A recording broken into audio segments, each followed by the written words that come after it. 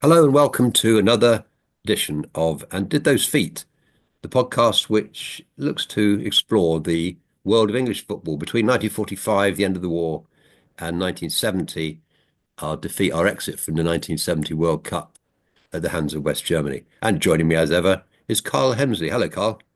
Hello, Peter. Karl, we're going to talk about the key managers of this period, and in particular, we're going to do it in two sections. So we're going to start with 1945 to 1960, but obviously we're going to stray outside those bounds. And then next week we'll look at 1960 to 1970, the managers of the 60s, which were a pretty golden age for managers. The 40s and 50s are a bit different, aren't they? But I think this is dominated by really two names in particular: Matt Busby for Manchester United and Stan Cullis for Wolves. Do you think that's right? I think it's I think it's fair to say they were definitely the two biggest names in management without a doubt. I mean, they both won um, three titles in the time that we're talking about. I think, and yeah, they were the biggest two names I think by far, and the most influential on English football. Yeah, I think that's right. I think that they had a vision, both of them, actually quite a similar vision, although explored in different ways, for where English football could go next, given that the club game had reached a kind of, well, I wouldn't say it had run out of run out of puff, but dare say that the wider vistas of European football were certainly very attractive in these years, and Matt Busby and Stan Cullis lead the way in exploring that. Hmm. I think that actually Arthur Rowe is an interesting character. He seems to me to come into this in quite a big way because one thing I think is interesting about Arthur Rowe is the fact that he is part of a school of managers who come out Yeah. of Tottenham in the 30s and 40s. And they have a huge influence on the way the game is going to go. Another thing I like about Arthur Rowe, interested in him, is that in bear in mind Arthur Rowe is the progenitor or the originator of push and run and a form of football, a style of football, if you like, that takes Tottenham to, they're in the second division in the late 1940s. And Arthur Rowe is appointed in 49, September 49. He joins the club and he teaches them a kind of football, which is sharp passes, smart football, give the pass and move into space to cut. And this has an immense impact on, they win the second division by a street into the first division. And whereas nowadays clubs getting promoted often struggle, as we've seen this year, Hmm. Tottenham go on to win the first division in Arthur Rowe's. So after two seasons at the club, he's won the second division and he's won the first division. And it's the first time, really, I think, that perhaps since Herbert Chapman, since WM and 90 and the the centre back and so forth, um, that tactics have really played an important part in the way we Yes. think about the game. And of course, the 50s were to be a period when tactics were discussed ad infinitum, um, Yes. with deep lying I, centre th- I think I forwards think and you're right. I think Rowe as a manager, what really was the first. We can, in all kinds of ways, as managers, Busby and Cullis could be said to be the most important. But I'm not sure that they were the greatest contributors to tactical thinking, whereas Rowe very much was that, and and led to some of the other people who we could go on to talk about. yes, I think that's right. I think he is. But I mean, They were quite innovative in the thinking. there's quite clearly a school at Tottenham where, um, in the 30s, where how to play the game, how the game should be played, is under discussion. For example, Vic Buckingham is another. I mean, we're going to talk about Vic Buckingham later, but he almost wins the first modern double in 54. We'll talk about that. Bill Nicholson is another ex-teammate. He does win the double in 60, 61. Um, uh, Nicholson's ex-teammate Alf Ramsey takes Ipswich from the third division to the first division and onto the title. An incredible achievement. So Mm. these are all players with Spurs background in common. And of course, then things move from there. Is Buckingham ends up managing Ajax, where he gives Johan Cruyff his debut. and then Barcelona. Yes, Ramsey's achievements are obviously very well known, and but this is clearly it's a style of football. I mean, I think from push and run to total football is not such a big leap, no, I and agree. I think it's a style of football which proves very successful, and but clearly there are there's a school at Tottenham which is providing this sort of this sort of thinking about the game, and I think in many ways it's still can occasionally be seen at White Hart Lane. Yes, yes, I'd agree with that. Even to this day, there's a certain association made between Spurs and a stylish form of football. I mean, whether you go back, say, to the 80s when you had Ardiles and Hoddle in the same midfield as each other. Yeah. Um, it is, I think, an expectation from Tottenham. Presumably, I hadn't really thought of it until reading about different managers recently. But presumably, it is Arthur Rowe that is the start of that. I think the start of it is Peter McWilliam, who's the manager at Tottenham Oh, between okay. 1912 and 1938, with some gaps in his CV, if you like. Mm, Um, I think, and he's the common ground, I think, and where he comes from. He's a Scot, and he brings to Tottenham the passing game, the Scottish game, the combination game, and yeah, so I think in some ways, I mean, it sounds extraordinary to say it, but in some ways, I think it's fair to say that the fluency of Tottenham at their best actually takes us back pretty much to the roots of the game, and goes back 100 years. So Peter yeah, McWilliam is the key figure. He's the manager who has Buckingham, Rowe, and Nicholson in his care. I don't know if they played in the same team, but they may well have done. They were there at the same time, and then you then arrive at Alf Ramsey, who says when he arrives at Ipswich, he says that we don't have forwards, we don't have defenders, we just have footballers. The idea being that every player should be able to play in every position, if you like. That's a very total football sort of an idea, and yes. you can see then how the sort of tradition um, goes on. So it's a remarkable story, and Arthur Rose perhaps rather a forgotten figure, but he deserves to be better known perhaps for his seminal Yeah, role in 50s football and what he brought to the game in general. So yes. who were you thinking of, Noah?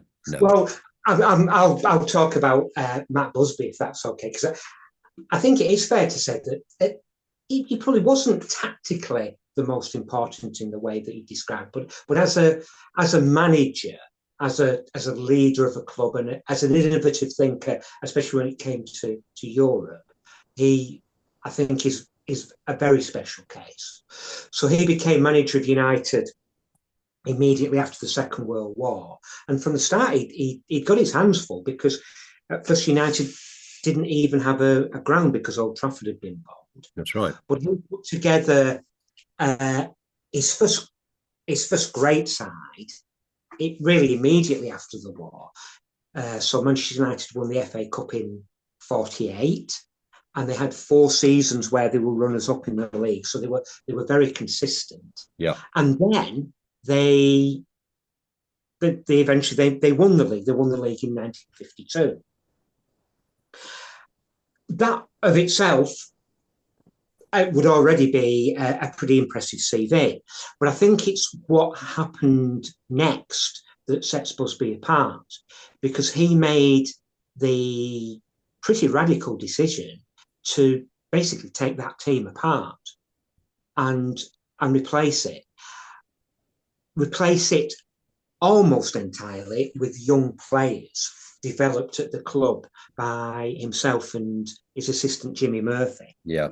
And of course, this led to the so-called Busby Babes, a name that apparently Matt Busby didn't like, but it's got too good a ring to it. So the Busby Babes it was. And they didn't have immediate success. If you look at the league table, I think they were at eighth after the league as he started to break up the title winning team. But he was brave in that he put in these young players and showed trust in them. Some of them made debuts at very young ages. So Duncan Edwards, for example, was only 16 when he first played. But 19 and 20-year-olds were regularly in the side. And so the side that won the league twice in a row in 56 and 57 consisted mainly of home developed players. Yes, So almost they made, exclusively. I mean, apart from Tommy Taylor, yeah, who was the big purchase, wasn't he, at 30 that's grand, right. the centre forward, and the Yes, England regular, by the way. I mean, a really top draw player. yeah. But apart from him, I think practically the whole of the rest of the team was Yes. brought through I them. mean, you had. I mean, by the time of the Munich disaster, Harry Gregg had just come in, but he'd been bought, but he was new. He took over from Ray Wood, but right the way through the side, as you say, whether it was Byrne, the captain, Eddie Coleman, Whelan, Charlton, of course, Yeah. Bill Fookes, Mark Jones, they were all people that had come through the system and played football, which for all United's subsequent success, there's still plenty of Manchester United fans who'd say that was the best team that the club ever had. But of course, uh, Busby, though he's, I think, very much to be congratulated on his attitude to Europe and being very far-sighted in wanting to take Manchester United into the European Cup. Of course, in the short term, it has to be said it did have disastrous consequences because of the Munich air disaster. Do you think, Carl, that if that hadn't happened, Manchester United would overtaken Real Madrid? It's a really good question. I mean, would they have won the European Cup between, let's say, 58, 59, 60? I think it's a very good question. I mean, they in 50 in their first year in Europe, which was the 56-57 season, they lost to Real Madrid in the semi-final, That's right. and I don't think there was much doubt that Real was superior. It was Real certainly weren't lucky to win. They were the better side, but they were an extremely experienced side as well as a phenomenally good side, and that really wasn't true of the United team. And I suppose you can draw a comparison and look at the side, say in the 90s, and how far you at one point Manchester United under Ferguson were behind the likes of Barcelona, Juventus, Barcelona, Juventus in particular. They were they were they were outclassed at times in Europe. Was Ferguson's team They were. Yeah, they were. much to a greater degree, I think, than Busby's were by Real Madrid. Yeah. And of course, Ferguson won the European Cup. So you've got to think it's at least a strong possibility that I that think side United had would have such a production line coming through. You know, you imagine that you got Bobby Charlton waiting to take his place in the team. Um, yes, Add to that the fact that I mean they were a young side. Real Madrid yes, were getting older. yes, I think the sort of these two lines are converging and they will soon cross. And yes. Manchester United will be the primary force. And my word, I mean, yeah. I game mean, would have been a even very different. It would have been a very different game, and the 60s would have been a very yeah, different period if that had happened. yeah. I mean, even if Real had won there, still managed to win their five in a row, it may well have been United rather than Benfica Yeah, and the Milan yeah. clubs Well, that's who right. I would mean, have, who would have it, succeeded them, uh, even if the Real side, as I say, can you know been just as successful. Um, it, I think that the chances of United winning at least one European Cup before the one they actually did in '68 yes, I think definitely very high. pretty likely. Yes. I mean, actually, we must crack on. But the European Cup in those days is dominated by Southern European sides. The only exception is United, and I think they would have carried carried the day at some stage. Um, Yeah. whether it had been during Real Madrid's hegemony or not, it is another matter.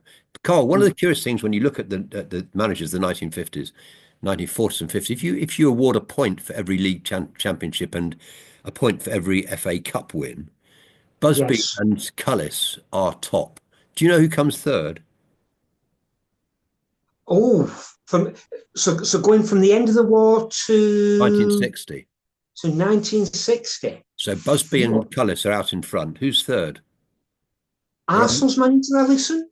Oh, good shout. Oh, it's not Arsenal, George Allison. That's a very good Is shout, it though. not? That is, I'll say you were hot on that. It's Arsenal's Tom Whittaker.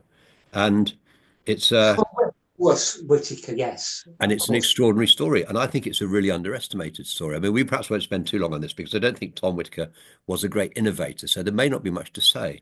But nevertheless, this is a chap who, quite apart from the fact that he served in the First World War and the Second World War, I think he's probably unique in that respect, for our managers anyway. Um, but he comes into the Arsenal job almost by default. He's a physiotherapist under Herbert Chapman in the 20s and 30s, and he does serve under George Allison, for Arsenal. But he's basically a physio who's promoted to manager in 1947 when George Allison, I think, dies in that year. And he wins the league in 48. He wins it in the first year. And Yes, he wins it again in 53.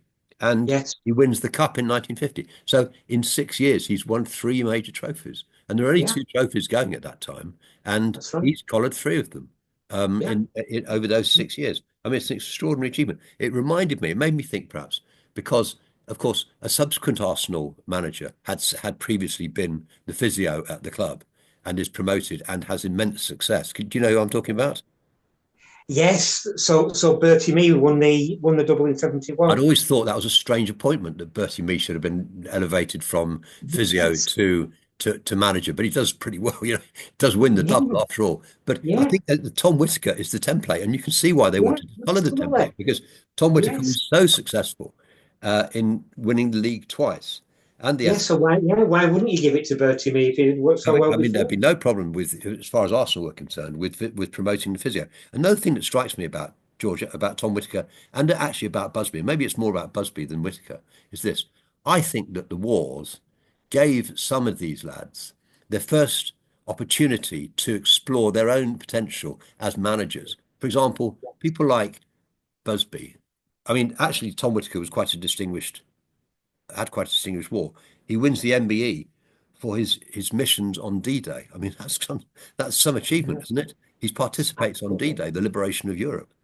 Yeah, But I think that characters like Busby and Ramsey and Nicholson, who were all physical trainers, in the war, would have got their first, but they were warrant officers. Busby was a sergeant. Um, Tom Whittaker was a squadron leader, I think I'm right in saying. Um, right. these people had had their first real chance to manage other men in the war. And I think it probably was a factor it must have generated a sort of sense of confidence in somebody like Busby, who then Yeah, takes I'm sure you're takes it right. takes it on and anyway, that's just by the way. I mean, I'm just so impressed with Tom Whittaker um, for both for his wartime record and for his subsequent achievements. Yeah, So, no, I think, yeah, absolutely. But okay. you said the two at the top were Busby and Cullis. We've talked about Busby. So what about Cullis? What made him so special? Well, if you're asking me, I think he had fantastic integrity, and I've never been particularly impressed by Stan Cullis until I learned more about him this time. But the fact that, for example, he was an England international at the age of about 20. He plays in 1938 in the game against Germany, the famous game against Germany. Sorry, I say he plays. He's selected for that match, but he Of course, refuses to yeah. give the Heil Hitler salute, which the players have been really deceived into giving. You know the story that they were Yes, told that we're talking yes, now about the peace for the whole of Europe, and of course the players wanted peace for the whole of Europe. They were told this will help to bring peace to Europe, and yes. so they all deceived into. Whereas Cullis says simply, well, he's only about 20 or 21. He's very young, and he says simply, "I'm not giving it." And the England, they stand him down. He isn't selected. He says, "I'm not Hmm. going to do it. I'm not going to give the salute." I mean, I feel sorry for the players because I think the players were deceived. It is right. Yeah, I think it's possible to both have sympathy with the players who did give the salute because they're young men being told what to do, and we should really be looking to footballers to make the decision. On the other hand, when we see one who does stand up and say no, as Cullis does, then of course we can admire that very much. 100%. I mean, I do respect him for that, and the fact that I mean he was quite a visionary as well. I think is impressive. So he's appointed in 48. Wins the league, wins the FA Cup in 49. Straight away, he's successful. Wins the league three times: 1954, 58, and 59. Wins the cup again in 1960. That's quite that is some CV he's got there. So I'd say there That's is the personal element. I think that he's a first class individual, but he also has got a lot of decorations on his CV. So, but we actually admire Cullis for the European dimension. What's that all about then? yeah. So he very much wanted to have a crack at the best in Europe, didn't he? So in the time before European competition as such, most famously, he had his Wolves side play against Honved. Honved side consisting very largely of members of the Hungary national team. I think there were six. I think there were six. Just Yeah, who twice completely played England off the park. And for all that they didn't win, that Hungary side didn't win the World Cup in '54. I don't think there's anybody could have any serious doubt that they'd got the best national team in the world at 100%. that No at that doubt. time. And yet, on a famous match at Molineux, Wolves managed to beat Honved 3-2, leading to the headline, "Hail Wolves, champions of the world." Yes. And the manager in charge was Cullis. And that that game definitely played a part in the desire to have a European competition. I did. And Uh, because of course, I mean, I mean, all it's the joking trigger. aside, it wasn't that really great headline as it was to say that that game made Wolves champions of the world. So to have a European competition to decide who really did have Europe's best club was obviously a good thing, and that played a part in it. And so in that way, Cullis was an innovative thinker, even if, again, a bit like Busby, maybe not so much tactically. Would that be fair? I think that's right. Yes. Actually, tactically, I think he was a little bit. He was. I would not say primitive, but let's say traditional. Yeah, yeah, absolutely. It was he wasn't one of those managers who saw the Hungarians and thought that's the way to do it. No, It was no, he more wasn't. No. that's the way they're doing it. We've got to play to our Yeah. strengths, Yeah. which were very much more direct. Yes, they were. He liked his wingers. He had two fast wingers throughout his career as manager, and he liked a bold, big, bold centre forward for them to, to exploit or to use. And Yeah, he liked bang the ball out to the wing and let's crack on. And that was very 50s style. He wasn't a great innovator in that sense, but he was clearly a thoughtful. It seems to me an interesting about Cullis is that while being at the same time quite a traditionalist in his style of football, he's also quite innovative. At least he's there at this sort of coming together of various technologies. For example, floodlights play an important part in the arrival of the European Cup because floodlights mean that you can play on a Wednesday evening, and you can fill your ground. And Cullis did this with Wolves matches against Honved and Real Madrid and so forth. And the other thing, of course, it's great for television. A floodlit match is a real occasion, and it's happening at the right time of day. So you can have it on at 7 o'clock at night, so it proves with Honved, the game against Honved is televised live, and it's under the lights, and it's a really sort of glittering, it's a really sort of fairy tale occasion in many ways. And of course, the fact that Honved go 2-0 up, and by the way, as you say, this is the guts of that team are the team that took England apart at Wembley. So they were mm. really a first cut, and they go 2-0 up in 15 minutes or so. And how does he pull that back? Well, he does pull it back, and wins 3-2. And it's one of the great occasions, as you say, it's a trigger for the establishment. Well, okay, so we need a championship of Europe. And it seems to me it's partly because the World Cup has got cracking, hasn't it? And England has taken part in it, and that was 1950. And now here we are in 1954, and it's time for let's have a World Cup of clubs. And one of the ironies actually is that Stan Cullis, he has two shots at, I think if I remember rightly, he has two shots at the European Cup, and neither of them is at all successful. He gets absolutely whipped, and they're out in the early rounds.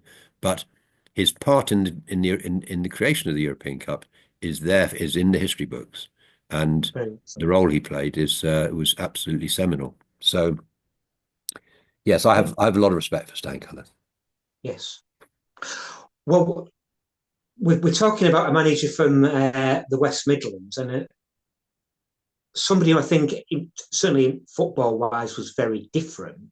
It's somebody you did touch on earlier, who is Vic Buckingham. Yeah, Vic Buckingham, yeah. Because he became manager of Wolves' local rivals, West Brom. Yeah. And you said Cullis won the league in 54. West Brom pushed them quite close, finished 4 points behind them, and won the FA Cup. So actually came, again, as you mentioned, pretty close to being the first club to win a double in the 20th century. I think it's Vic Buckingham's first year in the job, isn't it? I think it's his first season. Yeah, I think it was. Right. Yeah. And now, whereas you say Cullis was, his tactics were pretty old-fashioned, Vic Buckingham was the exact opposite. I think you're right for what you said about him being influenced by the school of football at Spurs. He was a huge influence, I think, Buckingham, on total football. His players would talk about how if you were the fullback, but you found yourself in the position of a winger, then at that moment, you're a winger. And Buckingham wanted his players to be comfortable all over the pitch. That's very interesting. I didn't know that. That's Alf Ramsey's dictum. Yeah, and Buckingham was very much like that. And it's total football. Yeah. There was always a question mark about it, in that some people, including often his own players at times, thought he was a bit soft. He wasn't the kind of disciplinarian that you expected a manager to be. He was very much for players taking responsibility and thinking about the game themselves. But he was successful because he won the cup and nearly won the league with West Brom. And then they were pretty consistent in the league. But going beyond our time span and borders, he did go to Ajax, like you said before, gave Cruyff his debut there. And Cruyff always talked about Buckingham. He was definitely an influence on the development of total football. And then late, he had a spell at Sheffield Wednesday where he was pretty consistent. And then got a job. He only managed to last a couple of seasons in Barcelona. Ill health pushed him out. But I think one interesting thing is there seem to have been two Englishmen that Barcelona were interested in going for. One was Vic Buckingham, and the other was Brian Clough. Oh, interesting. Yes. And they went for Buckingham. And you might think, well, they might have made the wrong decision there, given how successful Clough was. And yet, Buckingham, he won one cup there with Barcelona, got them to second place in the league. But again, he'd laid foundations long term. He spoke to Cruyff and was the first person, I think, really to put into Cruyff's head the idea of going to Barcelona, which he later did.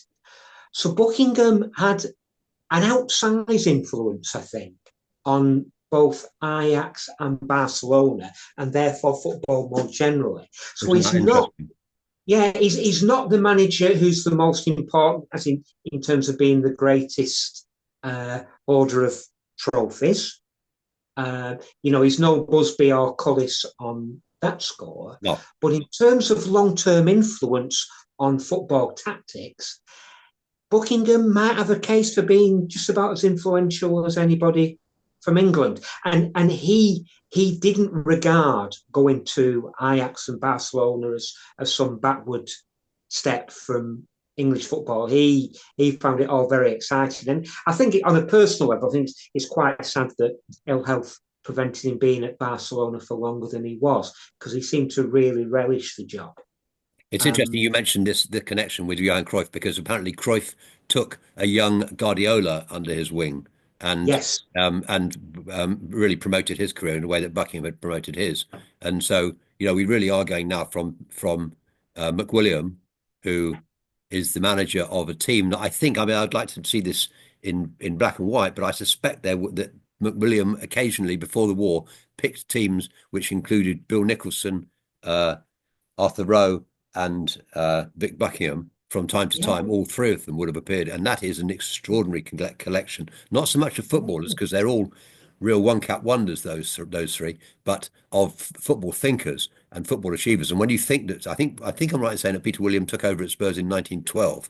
So, and here we are in 2025, and we can run a pretty direct line from that is McWilliam through Buckingham to Cruyff to Guardiola, and that takes and the it's present funny, day. isn't it?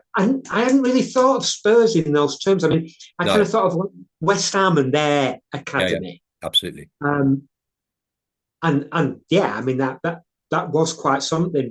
But actually, you look at the that line at Spurs, and that seems to me to be more impressive I and think influential I think still. a book has to be written about this. By the way, I also think the Fulham Academy in the 1950s, Jimmy Hill, Bobby Robson, Ron Greenwood, Johnny Haynes. No, Johnny Haynes perhaps not quite in the same league, but these are people who will make their mark as managers. The Yeah, Spurs thing goes on, of course, in the 60s.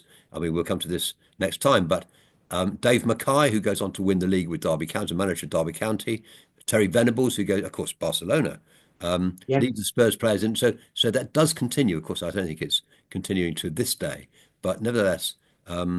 That is an interest. But now talking about Vic Buckingham and his career on the continent reminds me of George Rayner. We must talk about George Rayner in this context Yes, yes, because he is the most underrated of English managers from the 1950s, but one of the most extraordinary achievers. I mean, actually, second only to Alf Ramsey in one category, and that is managing Englishmen who've managed World Cup final teams. And I mean, yes. he's an almost forgotten name in this country now, but he's very distinguished and huge achievements. He had a modest career in as a footballer in the third with people like Rotherham, so teams like Rotherham, Bury he played for, Mansfield I think he played for, but then he was another one who had a good war, and perhaps had a first shot at management as a physical training instructor, and then running I think the Iraqi army team, Oh and wow. so that would be the first time that he probably would ever have had that kind of authority or that kind of responsibility. And we can see that thing playing out again, where a young working class lad with limited, perhaps, horizons, actually the war gives him a chance to express parts of himself that he didn't perhaps even know existed. And so, and quite a remarkable number of the 50s managers, as George Rayner is, have this same experience of Matt Busby has exactly that experience. Um, but he's appointed as Sweden coach really through. I mean, he's recommended by the FA by Stanley Rouse actually, uh, Right. to Sweden, and immediately he's quite remarkably successful. For example, he takes Sweden to the gold medal in the 1948 Olympics. Well, people say the Olympics, who cares about that? But actually, in those days, the Olympics Yeah, was World Cup the thing. football tournament for the Olympics was really quite a significant trophy. I mean, there weren't so many Yeah. trophies perhaps to go around, but the Olympics was one of the big ones. Who wins it in 52? The Hungary team that's about to decimate England at Wembley. So, Right. and who's in, and I think I'm right in saying, am I right in saying that, um, yeah, George Rayner wins bronze so he gets gold in 48 and bronze in 52. But it's in the World Okay. Cup. The World Cup he has extraordinary success in the World Cup. So, for example, in the 1950 World Cup, from which England are dismissed in humiliating style, um, he reaches the semi-final with Sweden, and in 58 he reaches the final. They lose to Brazil. They take the lead against Brazil. They lose, Hmm. the game where, or one of the games where Pele first comes into prominence. But nevertheless, George Rayner, as a result, can claim to be the only English manager, apart from Ralph Ramsey, to have taken a side to the final of the World Cup, and that's an extraordinary accomplishment, given that he's almost, I would say, almost unknown in this country. Um, the most, I think, the sort of thing what we remember him for, perhaps, is because of his impact on this on the 90, on the Hungarians. He plays against the Hungarians in '53 with Sweden. They draw 2-2. That's He right. That, comes yeah, very close. that was the game before Hungary came to Wembley, wasn't it? It was. He comes very close to it. They hit the bar in the last minute. Apparently, it could have been 3-2 to Sweden, which would have been the end of Hungary's 22 game unbeaten run. But he runs into Walter Winterbottom famously and tells him, "You've got to man mark Hidegkuti. You can't play against him unless you man mark Hidegkuti." Winterbottom doesn't take any notice, and Harry Johnson, the England centre half, on the famous occasion when Hungary come to Wembley and take England to the cleaners, Harry Johnson doesn't know what to do. He doesn't know who to mark because his centre forward that he's supposed to be marking is playing it out of the centre circle. Well, Harry Johnson can't go up there. He's never been up there before in his life. So I mean, George Rayner's, really, if the advice had been taken, um, things might have turned out very differently. But he was, unfortunately, he was a prophet without honor in his own country. He manages Juventus, he manages Lazio, huge clubs in Italy. In England, he Yeah. manages Doncaster Rovers. He's sacked after 5 minutes. It's a funny old story. It's a very Yeah. funny story. Where are we going from here? Well, I mean, there is one person who I'd quite like to give a brief mention to, who wasn't really a manager but was an assistant manager, and that's Jimmy Murphy. Yes, you must. Yes, Uh, because Jimmy Murphy took over the reins at Old Trafford post Munich, which was a horrendous job to have to do.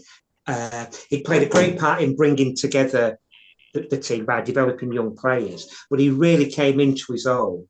And somehow that United side managed to get to the FA Cup final in 1958. They lost it to Bolton, they did. but Murphy managed to take a side under the most horrendous circumstances to Wembley, and it was a mixed bag. There were a couple of sort of hasty signings. Ernie Taylor and Stan Crowther. Taylor, especially, apparently played phenomenally well in the cup. Bobby